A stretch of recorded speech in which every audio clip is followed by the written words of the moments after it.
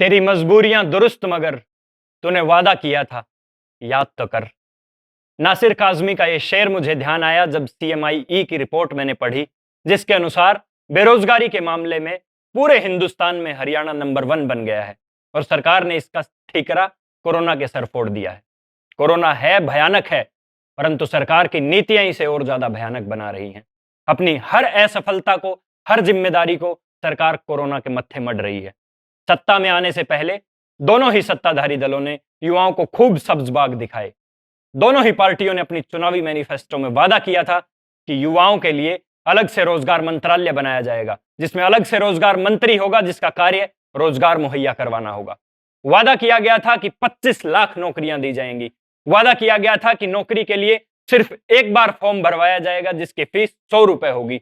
वादा किया गया था कि हरियाणा में 75% आरक्षण हरियाणा के युवाओं को दिया जाएगा और वादा किया गया था कि जब तक नौकरी नहीं मिलती है 11,000 रुपए मासिक भत्ता बेरोजगारी के लिए दिया जाएगा। परंतु हुआ क्या? रो पीट कर एक आध पेपर ले लिए गए, उनमें फर्जीवाड़ा हुआ। फजीहत होता देखकर उन्हें रद्द करना पड़ा।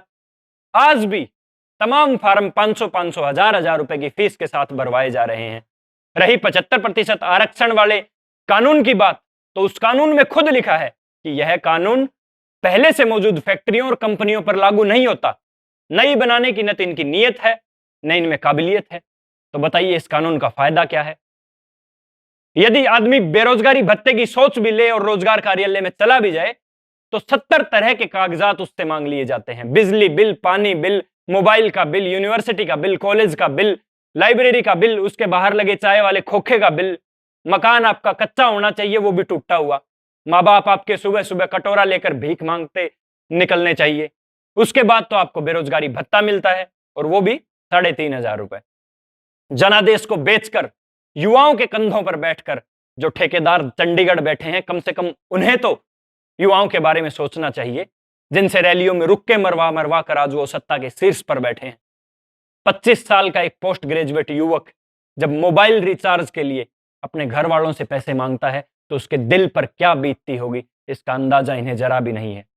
डी ग्रुप की नौकरियों में पारदर्शिता का ढिंढोरा पीटने वाली ये सरकार सबसे पहले तो एमए, एमफिल, पीएचडी पास युवाओं के साथ एक भद्दा मजाक करती है, उन्हें बेलदार और चपड़ासी लगा करके, और जब अफसर लगाने की बारी आती है तो नायब तहसीलदार से लेकर एसडीएम तक की तमाम पोस्टों पर फर्जीवाड़ा होता है, परीक्षाएं लीक होती हैं और पैसे वाले नौकरी लेकर फुर हो जाते हैं।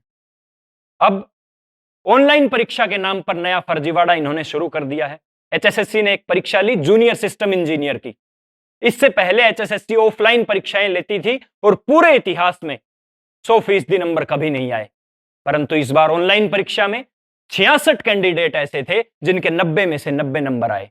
मैं चैलेंज करता हूं मनोहर लाल खट्टर को कि वो इनका पूरा एकेडमिक रिकॉर्ड पब्लिक करें। 66 के 66 कैंडिडेट में यदि किसी भी कैंडिडेट के किसी भी क्लास में, किसी भी सब्जेक्ट में 100/100 नंबर हैं, तो इनको नौकरी दे दी जाए।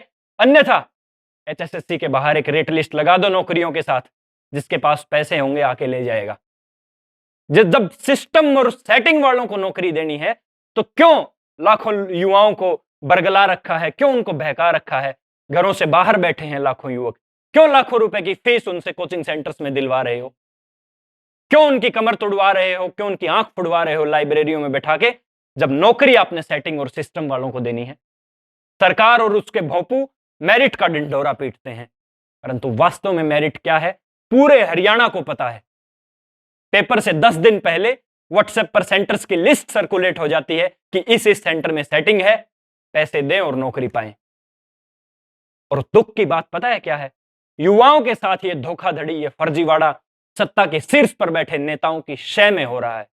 वक्त आ गया है आवाज उठाने का। जिस तरह से किसानों ने नेताओं को घेरा हुआ है, युवाओं को भी नेताओं की कॉलर पकड़ने की जरूरत है। उनकी जवाबदेही तय करने की जरूरत है। उनकी इस वादा खिलाफी को जग जाहिर करने की जरूरत है।